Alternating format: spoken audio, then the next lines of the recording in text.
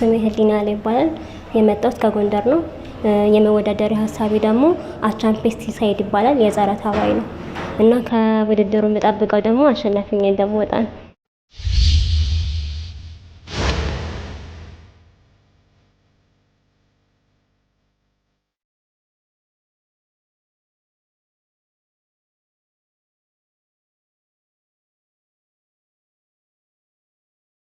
ህሊና አቤት።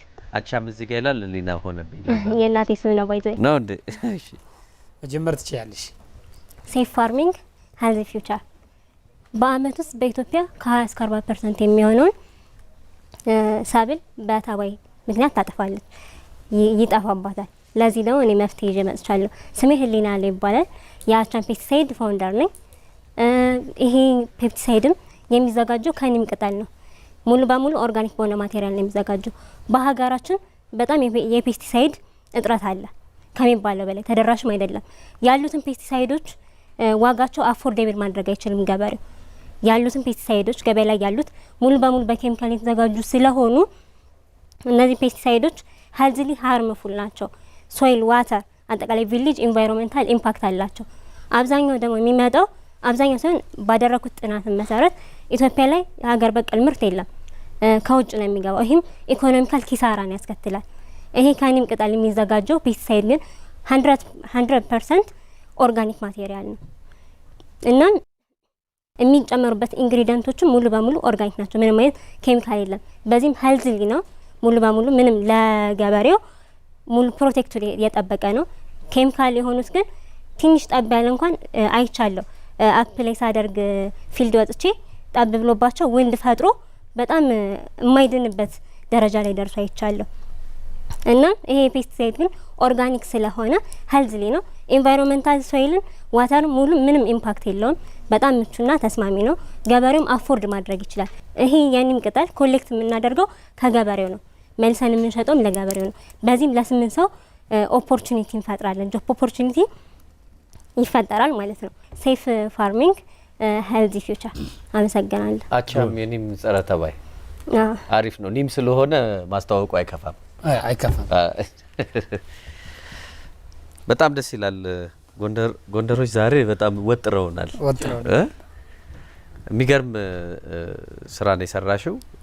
ፓኬጂንግ ድንገት ትንሽ ችግር እንዳይኖርብሽ እሱን እንትን በይ። ምክንያቱም የዚህ ኮስት እቺኛዋ ትበልጣለች አይደለ? እቺ ስፕሬይ ስለሚደረግ ትንሽ ልትል ትልቅ ብታረጊ ያችን ኮምፐንሴት ማድረግ ይችላል። እሷ 500 ኤምኤል ነች። ከሷ ከፍ ያለ ደግሞ 1000 ኤምኤል እያለ ባይዞይ ምርጫው ላይ መጨነቅ አይጠበቅብሽም ሁላ። ምክንያቱም ይሄኛው አንቺ ዋናው ነገር በተለያየ ፓኬጂንግ እየሸጥሽ ሰዎች በጀርባ በሚያዘው ሊሆን ይችላል፣ በተለያየ ነገር ሊሮጩ ይችላሉ። ከዛ በኋላ ያለው ለምን እቺን ላይ ዝች ያክል ለምትይዝ ኤምኤል ለ500 ኤምኤል ይሄን ያልኮስ ማውጣት አይጠበቅብሽም። በነገራችን ላይ ቆንጆ ነገሩ ምንድነው መሰለሽ እንዳልሽው ጸረ ተባይ መድኃኒት ማምረት በጣም ምንም ጥያቄ የለውም። ኢምፖርት እየተደረገ ነው፣ እሱን ያስቀራል። ግብርናውንም አንድ ስቴፕ ፕሮዳክሽኑን ያሳድግልናል። በጣም ከባድ የሆነው ነገር ግን ምንድነው ታውቂያለሽ? በተለይ የኬሚካሎች ላይ የፕሮዳክት ሰርቲፊኬሽን ማግኘት በጣም የመጨረሻው በጣም ትልቁ ቻሌንጅ ነው። ለምን አንደኛ እያንዳንዳቸው ቴስት የሚደረጉት እንትኖች ኢንግሪዲየንቶች የሚያስወጣቸው ኮስትም ቀላል አይደለም። እንትን ያለው ኮሚኒኬት አድርግ ያለው አዲስ አበባ ካሉ ጉርድ ሾላ አካባቢ ፔስቲሳይድና ቴስት ልክ ያለው 11 ኢንግሪዲየንቶችን ቴስት እንዲያደርጉ ፓራሜትሮች ማለት ነው። እና እሱን በቅርቡ ጠብቃለሁ። ስንት ብር ጠየቁሽ? 75000 ብር። በዛው ደግሞ ጎን ለጎን እነማንን ታማክሪያለሽ መሰለሽ? እዚህ የክልሉን እንኳን የኤፍዲ ኦፊስ አለ። ስለዚህ እነሱን እየሄድሽ ምን ቴስት ማድረግ እንዳለብሽ፣ ምን ፓራሜትሮችን ምን ዶክመንቶችን ይዘሽ መምጣት እንዳለብሽ። ምክንያቱም ይሄ ነገር ገበያ ላይ ሊቀር የሚችል እነዛን ፕሮሰሶች ሲጨርስ ነው። ለገበሬዎች ሽጠሽ ታውቂያለሽ? እስካሁን ለ3 ወር ያክል ፊልድ ወጥቼ ነበረ አፕላይ ለማድረግና እዛ ላይ ሞር ኢፌክቲቭ መሆኑን በነጻው ነው ለ2 ቀበሌዎች ቆላ ድባ ደረስኬ አካባቢ ቴስት አድርጌ ነበርና ሞር ኢፌክቲቭ እንደሆነ አረጋግጠች። በቃ ሀሳቡን ሰጥሽ።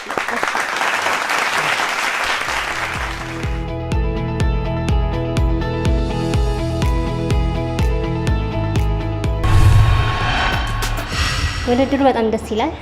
ዳኞቹ በጣም ደስ ይላሉ። ከጠበቅኩት በላይ ነው።